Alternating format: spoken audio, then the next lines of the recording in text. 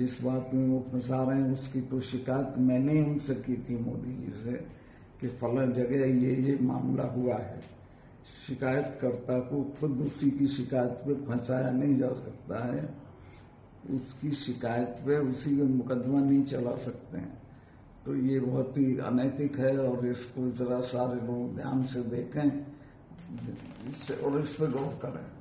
Thank you. पूर्व राज्यपाल सत्यपाल मलिक ने मोदी सरकार का वो सच सामने रख दिया था जिसे सुनकर देश हैरान रह गया। पुलवामा हमले में 40 जवानों की शहादत सरकारी लापरवाही और सुरक्षा बलों की मांग पर कार्रवाई न करने की वजह से हुई थी।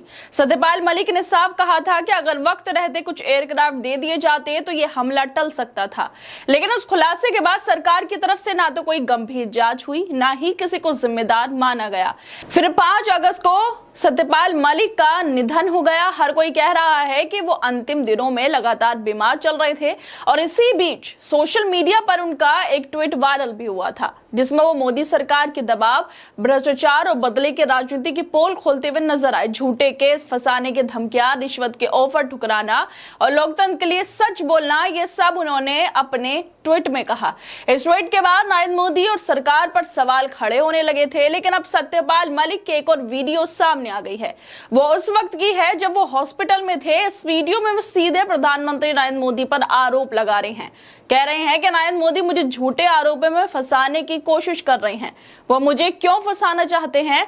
जब वो राज्यपाल थे तब उन्हें 150 करोड़ की रिश्वत की पेशकश हुई थी, लेकिन उन्होंने अपनी ईमानदारी के उसूलों पर चलकर कोई लालच नहीं स्वीकारा कि सच बोलने की वजह से ही उन पर इतना दबाव डाला गया कि वो बीमार पड़ गए।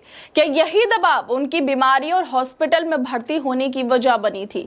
क्या मोदी सरकार ने ही उन पर झूठे मुकदमे दर्ज करने की कोशिश की? सत्यपाल मलिक ने कहा था कि जिस मामले में उन्हें फंसाने की कोशिश की जा रही है उस टेंडर को उन्होंने खुद रद्द किया था और इसके बाद किसी और ने उस पर हस्ताक्षर किए, लेकिन फिर भी फंसाया सत्यपाल मलिक को जा रहा है क्योंकि उन्होंने सच बोला था और यही सच वो फिर एक बार अपनी वीडियो में बोलते हुए नजर आ रहे हैं। सत्यपाल के निधन से पहले की इस वीडियो में वो कहते हैं कि नरेंद्र मोदी मुझे झूठे आरोपों में ना फंसाएं।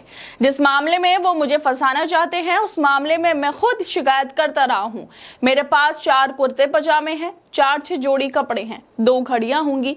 मेरे पास दिल्ली में 1 मकान है, 1 कमरे का, और यही मेरी धरोहर है। तो इसमें मुझे किस चीज में फंसाना चाहते हैं? जिस बात में वो फंसा रहे हैं उस बात की मैंने ही नरेंद्र मोदी से शिकायत की थी। शिकायतकर्ता को खुद उसी की शिकायत में फंसाया नहीं जा सकता, उसकी शिकायत पर उसी पर मुकदमा नहीं चला सकते। ये बहुत ही अनैतिक है। सत्यपाल मलिक जो 4 राज्यों के राज्यपाल रह चुके हैं, उन्होंने जो सच कहा वो कई लोगों की आंखों में खटक गया। पुलवामा हमले के बाद उनके खुलासों ने सरकार की कमियों को बेपर्दा कर दिया, लेकिन इसके बाद क्या उनके ऊपर इतना मानसिक और राजनीतिक दबाव बनाया गया? वो लगातार बीमार रहने लगे। उनके पास ना तो अच्छे इलाज के लिए पैसे थे और ना ही सही तरीका का घर।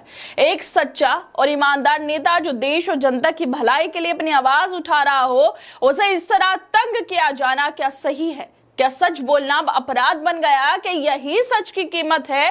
क्या हम सच बोलने वालों को दबाने के इस सिलसिले को कब तक सहते रहेंगे? और जिस तरह से सत्यपाल मलिक की अब ये वीडियो सामने आई है जिसमें वो हॉस्पिटल के बेड में बैठे हैं, हॉस्पिटल के कपड़े पहने हुए हैं और वो सीधे तौर पे कह रहे हैं कि नरेंद्र मोदी मुझे फंसाइए मत। सीधे तौर पर प्रधानमंत्री नरेंद्र मोदी का नाम उन्होंने लिया है।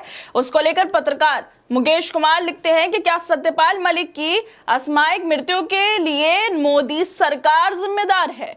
मलिक के इस आखिरी वीडियो को देखिए, साफ पता चलता है कि जिस तरह से उन्हें एक केस में फंसाया जा रहा था उसका असर उनके दिलो दिमाग पर पड़ रहा था। यह भी गौर करने की बात है कि सत्यपाल मलिक किस आर्थिक बदहाली का सामना कर रहे थे। ऐसे बहुत सारे वीडियो आए हैं जो साबित करते हैं कि उनके पास घर चलाने के लिए भी पैसे नहीं थे। लोग उन्हें बुलाते थे तो वो कहते थे गाड़ी में पेट्रोल भरा दो तो मैं आ जाऊंगा। बहन से भी उन्होंने पैसे लिए थे।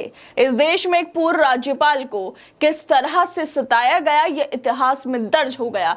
इतिहास ही कभी इसका जवाब उनसे लेगा जिन्होंने ये सब किया है।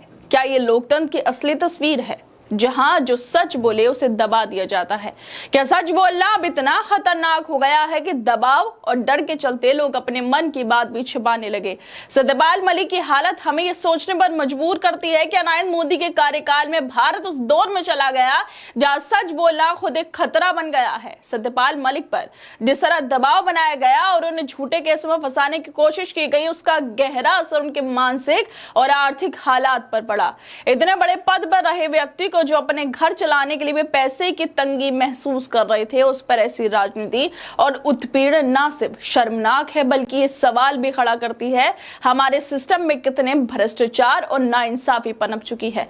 आखिर क्या सच बोलने की सजा इतनी भारी होनी चाहिए कि व्यक्ति अपने आखिरी दिनों में आर्थिक तंगी और मानसिक तनाव में घिर जाए? सत्यपाल मलिक की कहानी एक चेतावनी है कि सत्ता के दबाव में आने वाले सच्चे नेताओं के साथ क्या क्या हो सकता है। खैर दोस्तों, आप लोगों को क्या लगता है इस वीडियो को लेकर? हमें अपनी राय जरूर दें और बाकी तमाम खबरों को देखने के लिए जुड़े रहिए हमारे साथ।